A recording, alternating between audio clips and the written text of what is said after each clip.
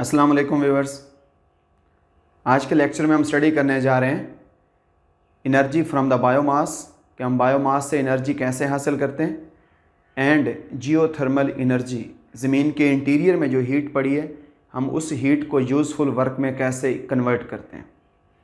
अगर हम energy from the biomass देखें तो बायोमास कहते हैं हमारे पास जो ऑर्गेनिक मटेरियल्स हैं, जैसे एनिमल डंग्स हैं, जानवरों के ढांचे, प्लांट्स का रेजिड्यू, ट्रीज़ हैं उसके पत्ते जो हैं प्लांट्स के वो गिर जाते हैं, जो क्रॉप्स का रेजिड्यू है, इन चीज़ों को हम क्या करते हैं, हम रिसाइकलिंग करके हम इनसे कैसे हम एनर्जी हासिल करते हैं। जैसे सीवरेज का रेजिड्यू है, सीवरेज है, और उसमें हम ले लेते हैं हमारे पास जैसे गोबर है, एनिमल्स का गोबर है, उससे हम कैसे हीट हासिल करते हैं।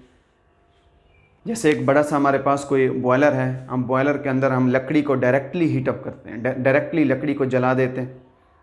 जैसे घरों में चूल्हे में लकड़ी को जलाते हैं, चूल्हे में लकड़ी को जलाते हैं, चीज़ों को हीटअप करते हैं, वहाँ पे हम स्टीम भी पैदा कर सकते हैं। वही काम जो हम चूल्हे के अंदर करते हैं अगर हम उसको बड़े पैमाने पे करें, कमर्शियल लेवल पे करें, तो वहाँ से हम क्या करते हैं, स्टीम हासिल करते हैं, और स्टीम से हम स्टीम इंजन चलाते हैं, स्टीम इंजन जाके हमें वो इलेक्ट्रिसिटी पैदा कर दे।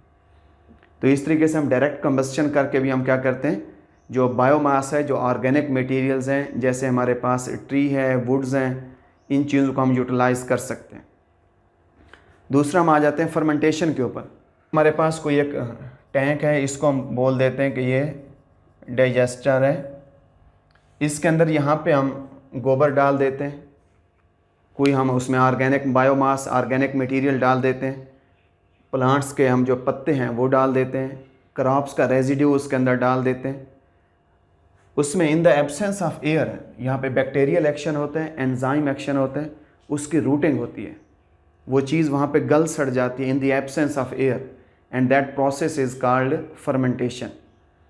Routing of organic materials in the absence of oxygen by the bacterial action, that is called fermentation. तो फर्मेंटेशन से ये होता है कि एथेनॉल पैदा होगी, एथेनॉल जो कि बायोगैस की रिप्लेसमेंट है। एथेनॉल को हम वहाँ पे पैदा करके हम क्या करते हैं, वहाँ से उसका जो पाइप लगा के हम वो अपने किचन के अंदर उसको सप्लाई देते हैं, और किचन में हम उसको हीटिंग के लिए यूज़ करते हैं, उससे हम कुकिंग में उसको यूज़ कर रहे होते हैं। यानी यहाँ से हम बायोगैस का रिप्लेसमेंट ये एथेनॉल है, एथेनॉल को पैदा करते हैं, उसकी सप्लाई हम कहीं घर के किचन में दे के हम उससे कुकिंग करते हैं, उसको प्रैक्टिकल लाइफ में यूज़ करते हैं। तो यहाँ पे जो उसका रेजिड्यू बचेगा, जो रेजिड्यू होगा वो एक अच्छा ऑर्गेनिक फर्टिलाइज़र है। वो फर्टिलाइज़र, वो खाद हम फिर हम उसके अंदर ज़मीन के अंदर डाल देते हैं, खाद हम उसमें प्लांट्स को दे देते हैं, उससे जो प्लांट्स की ग्रोथ होती है वो बेहतर होती है। एक तो इसका फ़ायदा ये होता है कि हमारे पास जो ऑर्गेनिक मटेरियल्स होते हैं वो डंप हो जाते हैं, उनके प्रॉपर रिप्लेसमेंट का एक तरीका है कि वो कहीं बाहर होंगे, ओपन एरिया में होंगे, तो वहाँ पे बदबू पैदा करेंगे, मुआशरे के लिए, इस सोसाइटी के लिए मसाइल का सबब बनेंगे। तो हम उनको क्या करते हैं, हम बड़े बड़े जो प्रैक्टिकल लाइफ में हम देख रहे हैं, हम बड़े टैंक बना देते हैं। हर घर के करीब ये टैंक बनाया जा सकता है। अगर लोगों को इसका पता चल जाए तो हर घर के करीब हम एक टैंक बना सकते हैं। उस टैंक के अंदर जो रेजिड्यू है, जो ऑर्गेनिक मटेरियल्स का रेजिड्यू है, जो जानवरों का गोबर है, जो हमारे पास क्रॉप्स का रेजिड्यू है, वो उस टैंक के अंदर डंप कर दें। टैंक के एक होल से वहाँ से जो गैस निकलेगी, उस गैस को हम पाइप दे के अपने किचन तक ले आएं, और इससे ये होता है कि हम उसको कुकिंग के अंदर यूज़ कर सकते हैं, और प्रॉपरली हम बायोगैस को रिप्लेस कर सकते हैं into useful energy, into useful fertiliser in the form of the ethanol gas. और दूसरा हम स्टडी करते हैं, एक एनर्जी फ्रॉम द बायोगैस है, और दूसरा हम देख लेते हैं जियोथर्मल एनर्जी।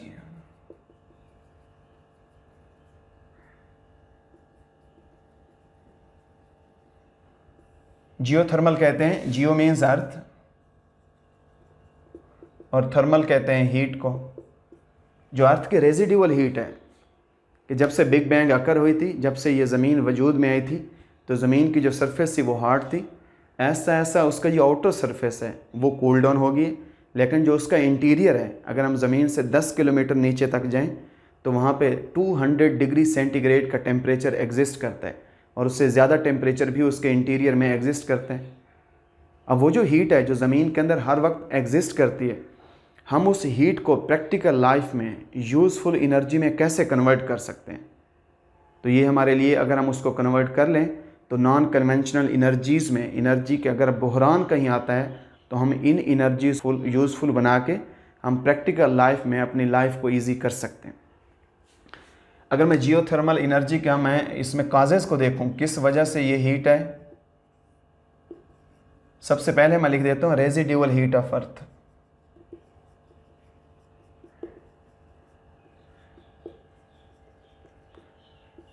जब से ये कायनात बनी है तब से ये क्या है हमारे पास, जो उसका अर्थ का इंटीरियर है, जो उसके आउटर सरफेस वो भी उसमें हीटेड है। जो उसका इंटीरियर है, अब भी अगर हम उसके 10 किलोमीटर नीचे जाएं, 10 kilometre below the surface of earth temperature कितना एग्जिस्ट करता है, 200 डिग्री और उससे एबव, उससे हाई टेम्परेचर है। ये ज़मीन की रेजिड्यूअल हीट है। दूसरा, ये जियोथर्मल एनर्जी का सोर्स क्या है, रेडियो एक्टिव डिके है।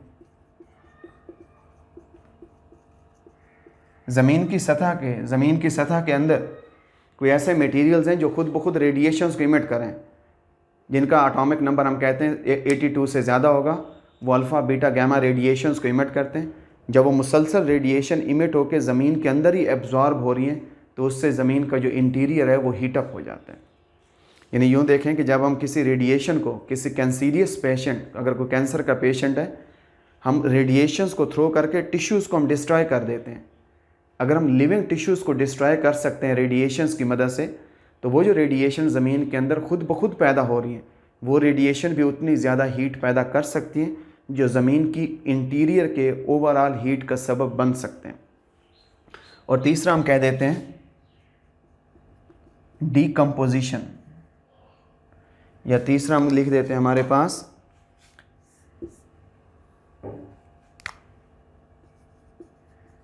Compression of materials. जैसे एनिमल डंग्स हैं, जानवरों के ढांचे हैं। अगर कोई जानवर मर जाता है, मुर्दार हो जाता है, तो हम क्या करते हैं, हम उसके जो ढांचे है उसको ज़मीन के अंदर डंप कर देते हैं।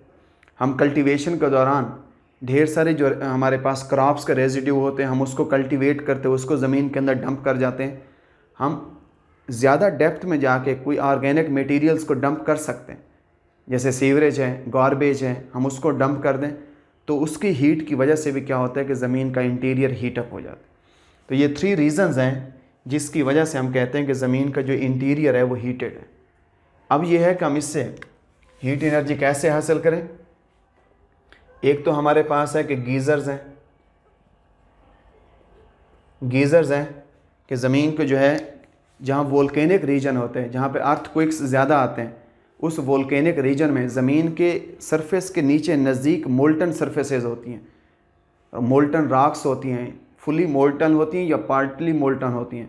उसकी वजह से क्या होता है कि वहाँ पे इतनी ज़्यादा हीट होती है, हीट का इतना प्रेशर पैदा होता है कि ज़मीन को वो फाड़ के, ज़मीन की सरफेस को बाहर फाड़ के वो गीज़र्स निकलते हैं, वहाँ पे स्टीम निकलती है, वहाँ पे हॉट वाटर के हमारे पास चश्मे हैं। हम उससे क्या करते हैं, हम स्टीम हासिल करके हम डायरेक्टली वहाँ पे स्टीम इंजन को चला सकते हैं। वो स्टीम इंजन को दें और स्टीम इंजन वहाँ से हमें इलेक्ट्रिसिटी पैदा करे। एक तो हम यूँ कर सकते हैं। दूसरा हम क्या कर सकते हैं, दूसरा हम वाटर को पंप कर सकते हैं। वाटर को एक फर्ज करें ये ज़मीन की सरफेस है, यहाँ पे कहीं ये हॉट वाटर पड़ा है, हॉट रॉक्स हैं, एक साइड से पानी को पंप करते हैं, वो जो कोल्ड वाटर है वो यहाँ से जाएगा, इस हॉट रीजन से टकराने के बाद जब बाहर निकलेगा तो वो यहाँ पे स्टीम होगी। यहाँ से हम कोल्ड वाटर को थ्रो करते हैं, जब बाहर निकलेगा यहाँ से तो वो स्टीम की शक्ल में निकलेगा। हम उस स्टीम से भी फिर वही करते हैं कि हम स्टीम इंजन चला के हम वहाँ से इलेक्ट्रिसिटी पैदा कर सकते हैं, मुख्तलिफ टर्बाइन्स की मदद से इलेक्ट्रिसिटी पैदा कर सकते हैं। तो ये हमारे पास क्या है कि हम जियोथर्मल एनर्जी, उसके रीजंस क्या हैं, उसके सोर्सेज क्या हैं, और उसकी जो हीट की एक्सट्रैक्शन है, हम हीट को कैसे एक्सट्रैक्ट करते हैं। या तो नेचुरली वो जो गीज़र्स हैं, गर्म पानी के चश्मे ऊपर उबलते हैं, हम उससे स्टीम हासिल करके हम क्या करें, उससे इलेक्ट्रिसिटी पैदा कर लें। या अगर कहीं गर्म पानी के चश्मे ऊपर नहीं उबलते, हम एक साइड से कोल्ड वाटर को पंप करते हैं। कोल्ड वाटर जब उसके हॉट रॉक्स के करीब से गुजर के ऊपर आएगा वो स्टीम बन जाएगा। इस तरीके से भी हम उसकी हीट को एक्सट्रैक्ट करके स्टीम बना के हम उससे इलेक्ट्रिसिटी पैदा कर सकते हैं। तो आज के लेक्चर में हमने क्या स्टडी किया है कि हम बायोमास से एनर्जी कैसे हासिल करते हैं और हम जियोथर्मल एनर्जी जो है उसको हम यूज़फुल वर्क में कैसे कन्वर्ट कर सकते हैं। आप इस लेक्चर में स्टडी करें, आप इसके रेलिवेंट मुख्तलिफ लिटरेचर भी आप स्टडी कर सकते हैं और आप एक अच्छे साइंटिस्ट के तौर पे, अच्छे इनोवेटर के तौर पे आप सामने आ सकते हैं अगर आपके जहन में ये चीज़ आ जाती है, अगर आपको सहूलियात हैं कि आप इन नॉन कन्वेंशनल एनर्जी से कैसे आप अपने घर को, अपने गांव को, अपने शहर को आप एनर्जी फैसिलिटेट कर सकते हैं। आप इस पे वर्क करें। In the future, in the long run, ये हमारे पास एक एनर्जी के बहुत अच्छे ज़ख़ायर हैं जो इन द लॉन्ग रन हमें इनसे बहुत ज़्यादा बेनिफिट्स होंगे। Thank you so much.